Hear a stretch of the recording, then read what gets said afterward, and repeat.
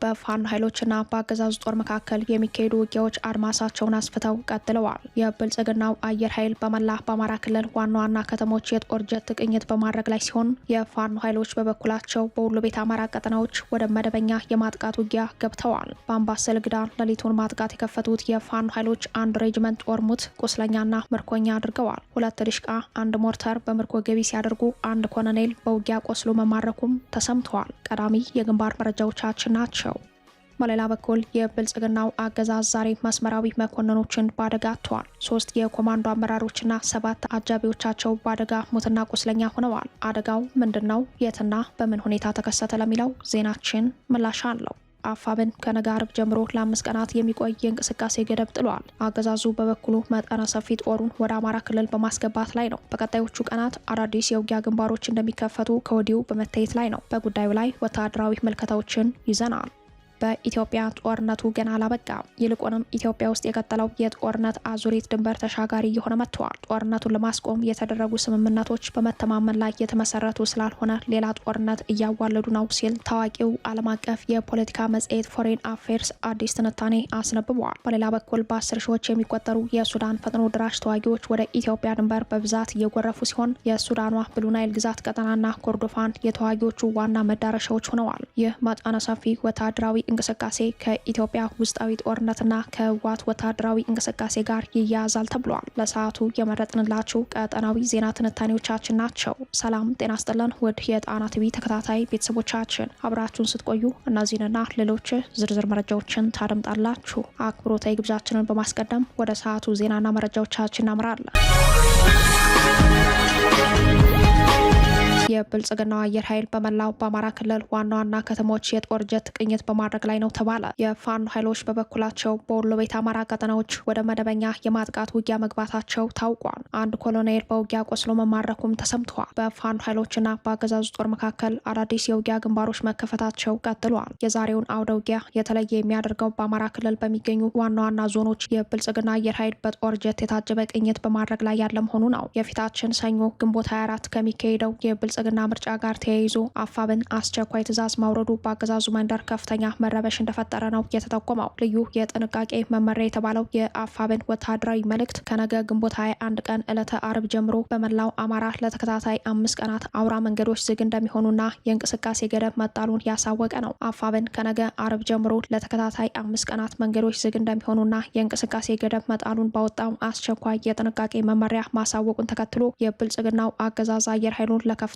ቅኝት ማሰማራቱን የጣና ምንጮች አረጋግጠዋል። ተዋጊ የጦር ጀቶችና ድሮኖች በቅኝት መልኩ በዋና ዋና ከተሞች ዙሪያ ሲያንዣብቡ መዋላቸውን የጠቆሙት የጣና ምንጮች ከአዲስ አበባ በቅርብ ርቀት በምትገኘው ደብረ ብርሃን ከተማ ጭምር የጦር ጀት ቅኝት ሲያደርግ መዋሉን ገልጸዋል። የአንኮበር፣ ይፋት፣ ቡልጋ፣ መራቤቴ፣ መንዝ ቀጠናዎች ላይም ተመሳሳይ ቅኝት መደረጉን ከየአካባቢዎቹ የደረሱን መረጃዎች ያመላክታሉ። በተመሳሳይ በጎጃም ከአባይ እስከ አባይ ሊባል በሚችል መልኩ ሰፊ ቀጠናዎችን የሸፈነ የአየር ኃይል የጦር ጀትና የድሮን ቅኝቶች በመደረግ ላይ ሲሆኑ እንደ ጎንደር ባሉ ቀጠናዎች ደግሞ አጥቅተው የሚመለሱና አጥፍቶ ጠፊ ድሮኖች ለቅኝት መሰማራታቸውን ለጣቢያችን በደረሰው ወታደራዊ መረጃ ላይ ተመላክተዋል። በወሎ መነሻውን አፋር ያደረገ አንድ የጦር ጀት ተከታታይ ቅኝት በማድረግ ላይ ሲሆን ይህ ዜና እየተጠናቀረ በነበረበት ዛሬ ግንቦት 20 እኩለ ቀን ላይ 2 ድሮኖች ለውጊያ ድጋፍ አገልግሎት ወደ አምባሰልና ላስታ ደጋማው ቀጠና መግባታቸውን ከአካባቢው ምንጮች ሰምተናል። አድማጭ ተመልካቾቻችን በዚሁ የወሎ ቤት አማራ ቀጠና አንድ ሬጅመንት ሙሉ የአገዛዙ ጦር ሞትና ቁስለኛ እንዲሁም ምርኮኛ የሆነበትን አውደ ውጊያ ጨምሮ ኮሎኔሉ ቆስሎ የተማረከበትን የአምባሰልና የግዳን የውጊያ ውሎች የግንባር ዘጋቢያችን እንደሚከተለው ያደርሰናል። ሰላም ጤና ይስጥልን አድማጭ ተመልካቾች፣ ዛሬ ግንቦት 20 በአማራ ሰማይ ስር ዳር እስከ ዳር ውጥረት ነግሷል። ያገዛዙ አየር ኃይል በትልልቅ ከተሞች ጭምር ሰማዩን በሚግና በድሮን ሸፍኖታል። ግን ገና በጧቱ ፀሐይ ሳትደምቅ ነበር በወሎ ቤት አማራ ብቻ አንድ ሬጅመንት ያገዛዙ ሰራዊት አዛዥ ኮሎኔሉን ጨምሮ የተማረከው የተወገደው መሳሪያውንም ያስረከበው። በወሎ ቤት አማራ ላስታ ቀጠና ጊዳን ወረዳ እንጃፋት በተባለ ቦታ የአፋብን ምኒልክ ዕዝ 303ኛ ኮር አሃዶች በአገዛዙ ሰራዊት ላይ ታላቅ ድል ተጎናጽፈዋል። በጊዳን እንጃፋት በተባለ ቦታ ላይ ሰፍሮ የነበረው ያገዛዙ አንድ ሬጅመንት ሙሉ ሰራዊት ምንም ባልጠረጠረበትና በተዘናጋበት ሌሊቱን ከበባ የፈጸሙት የፋኖ ኃይሎች ከሌሊቱ 11 ሰዓት ጀምሮ ጥቃት መሰንዘር ሲጀምሩ ያገዛዙ ጦር ምንም ሳይተኩስ 2 ድሽቃ፣ 1 ሞርታር፣ 1 ስናይፐር ባሉበት እጅ ከፍንጅ ተይዘው ሲያስረክቡ ድንገተኛ ተኩስ የተከፈተባቸው ያገዛዙ ሰራዊት በርካቶች ምንም ሳይተኩሱ እጅ መስጠታቸውን ከ303ኛ ኮር የህዝብ ግንኙነት መምሪያ ያገኘነው መረጃ ያመላክታል። አንድ ሬጅመንት ሙሉ ያገዛዙ ጦር ከፊሉ ለመታኮስ ሞክሮ ሲመታ፣ ከፊሉ ሲማረክ፣ የተወሰነው ደግሞ መበተኑን የጣና ምንጮች ከቦታው አረጋግጠውልናል።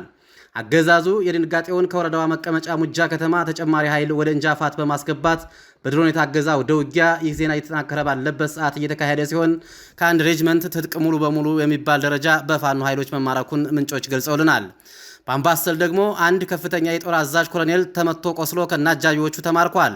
የአፋብን ምኒልክ ዕዝ 104ኛ ኮር 23ኛ እና 24ኛ ክፍለ ጦር ምሽት ላይ በሰሩት ኦፕሬሽን አንድ ኦራል ከነሰራዊቱ ሙሉ ሲቃጠል 16 የመከላከያ አባላት ደግሞ በውጊያው መገደላቸውን ከኮሩ ያገኘነው መረጃ ያመላክታል። በቀጠናው ሙሉ ውጥረት የነገሰ ሲሆን በራያ፣ በዋርላ ደላንታ፣ በአምባሰል፣ በምዕራብ ወሎ ቀጠና የሚንቀሳቀሱ የፋኖ ኃይሎች ወጥ በሆነ መንገድ የወረዳና የዞን ከተሞችን ከበባ ውስጥ ማስገባታቸው ታውቋል። ዋና ዋና መስመሮችም በፋኖ እጅ ገብተዋል። አገዛዙ በበኩሉ ከስከዛሬው በተለየ መልኩ የድሮን አሰሳና ጥቃት እንዲሁም የተዋጊ ጀቶች እንቅስቃሴ እያደረገ ይገኛል። አፋብን በመግለጫው ከነገ ግንቦት 21 ጀምሮ መንገዶች ዝግ እንደሚሆኑ ማወጁን ተከትሎ ውጥረት ውስጥ የገባው ያገዛዙ አሸናፊው ቀድሞ የታወቀውን ምርጫ እንዳይደናቀፍ በማቀድ በሙሉ አማራ ክልል ተጨማሪ ኃይል ያስገባ ሲሆን ከአዲስ አበባ በቅርብ ርቀት በምትገኘው ደብረ ብርሃን ከተማ ጭምር የተዋጊ ጀቶች አሰሳ እያደረገ ይገኛል።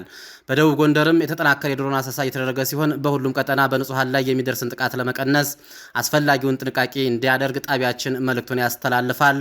አጠቃላይ የአውደ ውጊያ መረጃዎችን እየተከታተልን ከዛው ከቦታው አደርሳችኋለሁ። ለጥንቅሩ ተስፋዬ ልሳኑ ነኝ ከዚያው ከጦር ግንባር። የፊታችን ሰኞ ግንቦት 24 ቀን ይካሄዳል የተባለውን የብልጽግና ምርጫ ተከትሎ በቀጣዮቹ ቀናት አዳዲስ የውጊያ ግንባሮች እንደሚከፈቱ ከወዲሁ የሚታዩ ወታደራዊ ውጥረቶች አመላካች ሆነዋል። አገዛዙ ምርጫ ለማድረግ የሚያስችል ነባራዊ ሁኔታ በሌለበት አውድ ውስጥ በተለይም በአማራ ክልልና በሌሎች አካባቢዎች የመከላከያ ጄኔራል መኮንኖችን ጨምሮ የበርካቶችን ሕይወት የሚቀጥፍ የተፋፋመ ጦርነት እየተካሄደ ባለበት በዚህ ወቅት ብቻውን የሚወዳደርበት የምርጫ ድግስ ማዘጋጀቱ ጦርነቱን ይበልጥ እንደሚያበረታው ከወዲሁ በመታየት ላይ ነው። ይህ በእንዲህ እንዳለ ትናንት ግንቦት 19 ቀን ከሰዓት በኋላ በደብረ ብርሃን ከተማ የብልጽግና ሰራዊት የልዩ ዘመቻዎች እዝ መስመራዊ መኮንኖችን የጫነ ወታደራዊ ተሽከርካሪ የመኪና አደጋ እንዳጋጠመው የጣና ምንጮች ጠቁመዋል። በአደጋው 3 መስመራዊ መኮንኖች 7 አጃቢዎቻቸው ሞትና ቁስለኛ መሆናቸውን ሰምተናል። አገዛዙ ደብረ ብርሃን ከተማን የልዩ ዘመቻ እዝ ከፍተኛ አመራሮች መቀመጫ ያደረገ ሲሆን እንደ ሸዋሮቢትና ኬሚሴ ያሉ ከተሞችን ደግሞ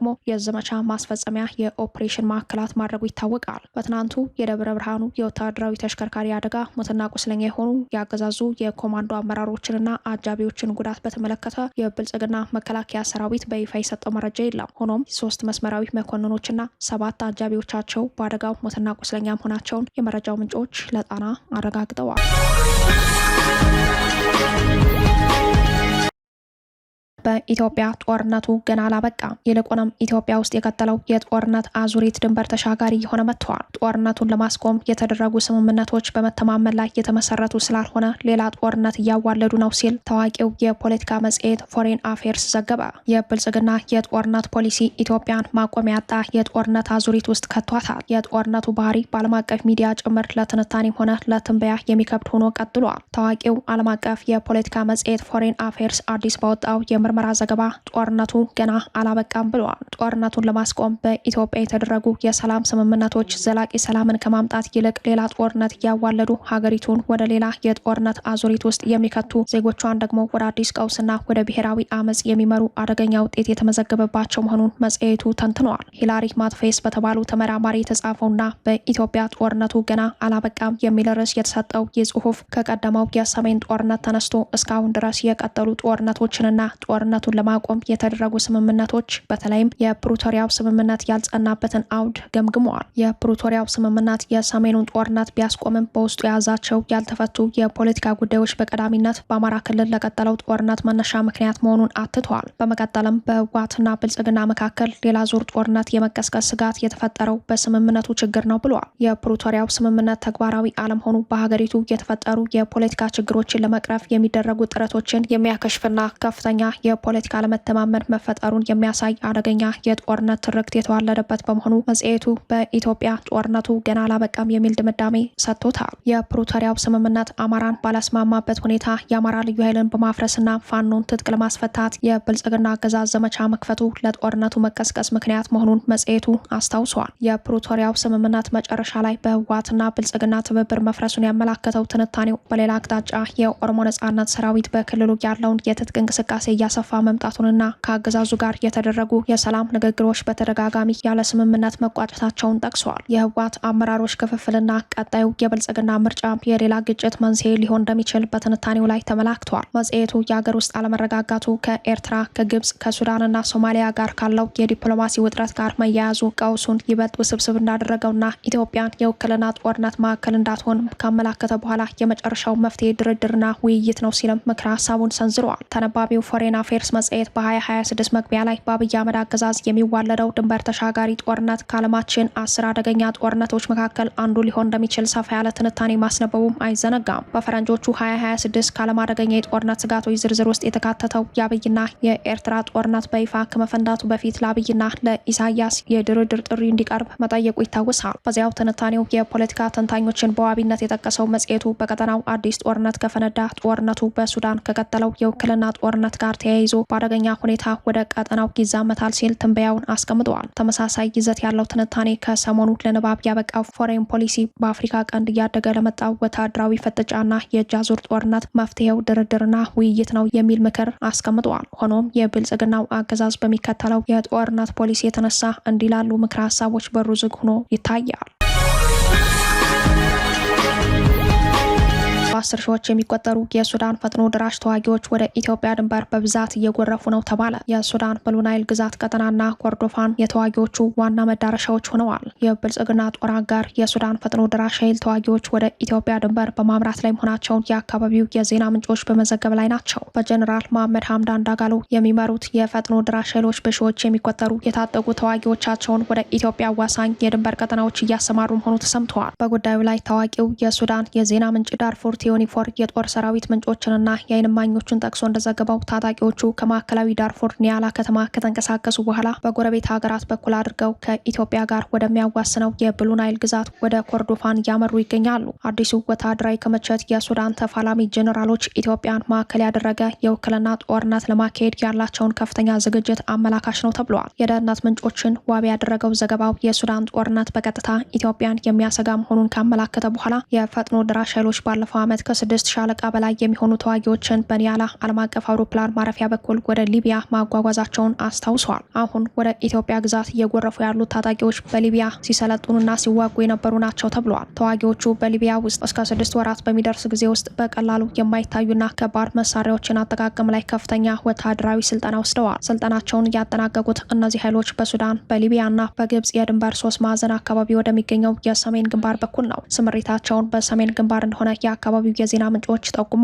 ሌሎች ሻለቃዎች ደግሞ በደቡብ ሱዳንና በኢትዮጵያ በኩል በቅርቡ ከፍተኛ ውጊያ ወደ ታየበት ብሉ ናይል ግዛት እንዲንቀሳቀሱ ተደርገዋል። ወታደራዊ ምልመላውና የስምሪት ሂደቱ ከፍተኛ ገንዘብ እንደሚፈስበት በመረጃው ላይ ተመላክተዋል። ጦሩ አዳዲስ ምልምሎችን ከተለያዩ የዳርፉር አካባቢዎች ሲያሰባስብ እያንዳንዱ ተዋጊ ወደ ስምሪት ከመሄዱ በፊት የደህንነት ማጣሪያ ተደርጎለት የጦርነት ደሞዝና 400 የአሜሪካ ዶላር የሚገመት ተጨማሪ ማበረታቻ ይከፈለዋል። በዚህ መልኩ በ10 ሺዎች የሚቆጠሩ ተዋጊዎች ወደ ኢትዮጵያ ድንበር አቅጣጫ በብዛት እየተንቀሳቀሱ ሲሆን ምናልባትም ይህ ከፍተኛ ቁጥር ያለው የጦር እንቅስቃሴ በኢትዮጵያ ውስጥ ካለው ጦርነት ጋር ሳይያያዝ እንደማይቀር ተጠቁሟል።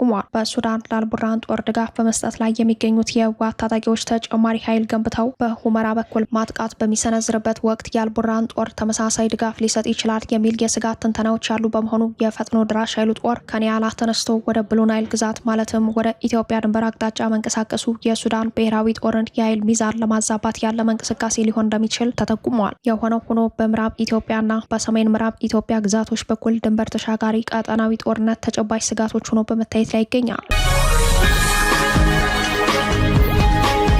የካይሮ አስመራ ስምምነትን ተከትሎ የካይሮ ዩኒቨርሲቲ ቅርንጫፍ በአስመራ ሊከፈት መሆኑ ተሰምቷል። በሌላ በኩል በኤርትራ የሚገኘው የሶማሊያ አሰልጣኝ ጦር ከኤርትራ አስወጡኝ የሚል ጥሪ አቅርበዋል። በቀድሞው የሶማሊያ ፕሬዝዳንት ፎርማጆ የተላከው ይህ ጦር ያሰማው ጥሪ ትኩረት ስበዋል። በቅጽል ስማቸው ፎርማጆ በመባል የሚታወቁት የቀድሞው የሶማሊያ ፕሬዝዳንት መሐመድ አብዱላሂ መሐመድ አማካኝነት ሚስጥሩ በተጠበቀ መልኩ ወደ ኤርትራ የተላኩት የሶማሊያ ጦር አባላት ከኤርትራ ግዛት በፍጥነት መውጣት እንደሚፈልጉ በቪዲዮ ቀርጸው ባስተላለፉት መልእክት አስታውቀዋል። የአሁኑ የሶማሊያ ፕሬዝዳንት ሐሰን ሼክ መሐመድ የዛሬ 4 ዓመት እንደ አውሮፓውያን አቆጣጠር በ2022 ግንቦት ወር ላይ ስልጣን ይዘው ከቀድሞው ፕሬዝዳንት ጋር ርክክብ ሲፈጽሙ በኤርትራ ግዛት ውስጥ የሶማሊያ አሰልጣኝ ጦር እንዳለ ተነግሯቸው ነበር። በኤርትራ የሚገኘው የሶማሊያ ጦር እስከ 5000 ይደርሳል ነው የተባለው። ጦሩ በምድር ጦርና በአየር ኃይል ለሁለት ተከፍሎ ስልጠናዎችን ሲወስድ መቆየቱ በመረጃው ላይ ተመላክተዋል። ፕሬዝዳንት ሐሰን ሼክ መሐመድ በጉዳዩ ላይ ትኩረት ያደረገ የፖለቲካ ጉብኝት በአስመራ ከአንድም 2 ጊዜና ከዚያ በላይ ማድረጋቸው ይታወሳል። ፕሬዝዳንት ኢሳያስ አፈወርቂ ለፕሬዝዳንት ሐሰን ሼክ በስልጠና ላይ የነበሩትን የሶማሊያ አሰልጣኝ የጦር አባላትን አስጎብኝተዋቸው እንደነበር የቀደሙ ዘገባዎች ያሳያሉ። ሆኖም ጦሩ ወደ ሶማሊያ አለመመለሱ እስካሁን አነጋጋሪ ጉዳይ ሆኗል። ይህ ጦር ወደ ሶማሊያ ለመመለስ ፍላጎቱን በቪዲዮ ምስል በተቀረጸ መልእክት ወደ ሞቃዲሾ መላኩን ተከትሎ ይህ ዜና እስከተጠናቀረበት ሰዓት ድረስ የተሰጠ ይፋዊ ምላሽ የለም። ይህ በእንዲህ እንዳለ የኤርትራን ወደቦች ከራሷ ወደቦች ጋር ለማስተሳሰር በቅርቡ ከአስመራ ጋር የተፈራረመችው ግብጽ በሌላ አዲስ ስምምነት የካይሮ ዩኒቨርሲቲ ቅርንጫፍን በአስመራ ለመክፈት ማቀዷ ተሰምተዋል። ኤርትራ ከኢትዮጵያ ጋር አንድ ላይ በነበረችበት ወቅት አስመራ ዩኒቨርሲቲ በስራ ላይ ነበር። የኤርትራ መገንጠልን ተከትሎ አስመራ ዩኒቨርሲቲ በጊዜ ሂደት ስራውን እንዲያቆም ቢደረግም ግብጽ የራሴን የካይሮ ዩኒቨርሲቲ ቅርንጫፍ በአስመራ እከፍታለሁ በማለት ውሳኔ ማሳለፏን የግብጽ ዜና ምንጮች ዘግበዋል። የግብጽ ዩኒቨርሲቲዎች ከፍተኛ ምክር ቤት ኢጂፕትስ ሱፕሪም ካውንስል ኦፍ ዩኒቨርሲቲ የተባለው አካል የዩኒቨርሲቲው ቅርንጫፍ አስመራ ላይ እንዲከፈት ወስኗል። የካይሮ ዩኒቨርሲቲ በቅርንጫፍ ደረጃ በአስመራ ሊከፈት መሆኑ በግብጽና ኤርትራ መካከል ያሉት ዘርፈ ብዙ ግንኙነቶች አንድ መገለጫ ነው ተብሏል። ይህም የብልጽግና ዲፕሎማሲያዊ ውድቀትን ተከትሎ ኢትዮጵያን ለመክበብ ከኢትዮጵያ ጎረቤቶች ጋር ያሏትን ግንኙነቶች እያጠናከረች ያለችው ግብጽ አደገኛ እንቅስቃሴ አካል ሆኖ ይታያል። ከብልጽግናው አገዛዝ ውድቀት በኋላ ኢትዮጵያ እንደ ሀገር ብዙ ልታስተካክላቸው የሚገቡ አያሌ ቀጠናዊ የቤት ስራዎች እንዳሉባትም ያመላከተ ሆኗል። የኢራን አሜሪካ ጦርነት ዳግም እያገረሸ መሆኑን የሚያሳይ አዲስ ጥቃት በሁለቱም ተፋላሚዎች በኩል ተሰነዘረ። ጥቃቶቹ ስልታዊ ወታደራዊ ማዕከላትን ኢላማ ያደረጉ ናቸው። የኢራን አሜሪካ ጦርነት ዳግም እንደሚያገረሽ በአዳዲስ ጥቃቶች የታጀቡ ምልክቶች እየታዩበት ነው። የኢራን አብዮታዊ ዘብ በአሜሪካ የጦር ሰፈር ላይ የሚሳኤል ጥቃት መፈጸሙን አስታውቋል። ይህ ጥቃት የተፈጸመው አሜሪካ በስትራቴጂካዊቷ የኢራን የወደብ ከተማ ባንደር አባስ ጥቃት መፈጸሟን ተከትሎ ነው። አሜሪካ በኢራን የድሮን ጣቢያ ላይ ራስን የመከላከል ያለችውን ጥቃት ቀድማ ፈጽማለች። ትናንት ማታ ግንቦት 19 በሆርሙዝ ባህረ ሰላጤ አቅራቢያ በምትገኘው ስልታዊዋ የኢራን የወደብና የባህር ኃይል መሰረት ከተማ ባንደር አባስ ምስራቃዊ ክፍል 3 እጅግ ከባድ የሆኑ የፍንዳታ ድምጾች ተሰምተዋል። ፍንዳታውን ተከትሎም የኢራን የአየር መከላከያ ስርዓቶች ለአጭር ደቂቃዎች ተንቀሳቅሰው እንደነበር የሀገሪቱ የዜና ምንጮች ዘግበዋል። የአሜሪካ መከላከያ ባለስልጣናት ለዓለም አቀፍ ሚዲያዎች እንደገለጹት የአሜሪካ ጦር ኃይል በባንደር አባስ የሚገኝን የኢራን የድሮን መቆጣጠሪያ ጣቢያ በአየር ጥቃት መጥተዋል። ይህ እርምጃ የተወሰደው ኢራን በሆርሙዝ ባህረ ሰላጤ ላይ ስጋት የሆኑ 4 የጥቃት ድሮኖችን ካስወነጨፈችና በአሜሪካ ከተመቱ በኋላ 5ኛውን ድሮን ለመከላከል የተሰነዘረ ስልታዊ እርምጃ መሆኑን ፔንታጎን አስታውቋል። በመካከለኛው ምስራቅ ዳግም ያገረሸው የኢራን አሜሪካ ከፍተኛ ወታደራዊ ውጥረት ተከትሎ የኢራን እስላማዊ አብዮታዊ ዘብ ኃይል በኩዌት የሚገኘውን የአሜሪካ አየር ኃይል ጦር ሰፈር ኢላማ ያደረገ የሚሳኤልና የሰው አልባ አውሮፕላን ጥቃት በማድረስ ያጸፋ ምላሽ ሰጥተዋል። በጉዳዩ ላይ አናዶሉ ኤጀንሲ እንደዘገበው ጥቃቱ የተፈጸመው በሀገሪቱ ሰዓት ማለዳ 4 ሰዓት ከ50 ላይ ሲሆን ይህም የአሜሪካ ጦር በደቡብ ኢራን በባንደር አባስ አየር ማረፊያ አቅራቢያ ለፈጸመው የአየር ጥቃት የተሰጠ ቀጥተኛ አጸፋዊ ምላሽ መሆኑን የኢራን ወታደራዊ እዝ በጉዳዩ ላይ በሰጠው መግለጫ አረጋግጠዋል። በሌላ በኩል የአሜሪካ መከላከያ ኃይል ፔንታጎን በደቡባዊ ኢራን ላይ የሰነዘረው ጥቃት በሆርሙዝ ባህረ ሰላጤ አካባቢ በተሰማሩ የአሜሪካ ወታደሮችና የንግድ መርከቦች ላይ የተደቀነውን የድሮን ስጋት ለመከላከል የተወሰደ ሙሉ በሙሉ መከላከያዊ እርምጃ መሆኑን በመግለጽ ድርጊቱን ተከላክሏል።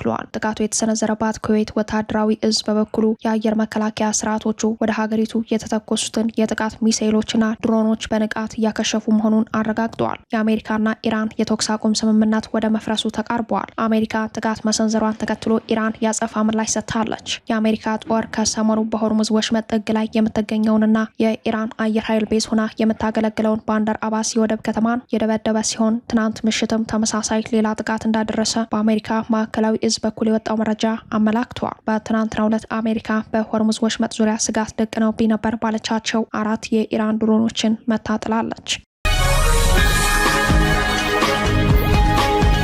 ክቡራትና ክቡራን ቤተሰቦቻችን ለሰዓቱ የተሰናዱት መረጃዎቻችን የተከታተሏቸዋቸውን ይመስሉ ነበር። አብራችሁን ስለቆያችሁ ልባዊ ምስጋናችን ድረሳችሁ እያለን የጣና ቲቪ ወቅታዊ ዜናዎች፣ ትንታኔዎችና ልዩ ልዩ ፕሮግራሞች እንዲደርሷችሁ ቻናላችን ሰብስክራይብ በማድረግ ቤተሰብ ሆኖ በተሳትፎ የትግል ሚዲያው እንዲያጠናክሩ ጥሪያችን እናቀርባለን። ጣና ቲቪ ከሀቅ ጋር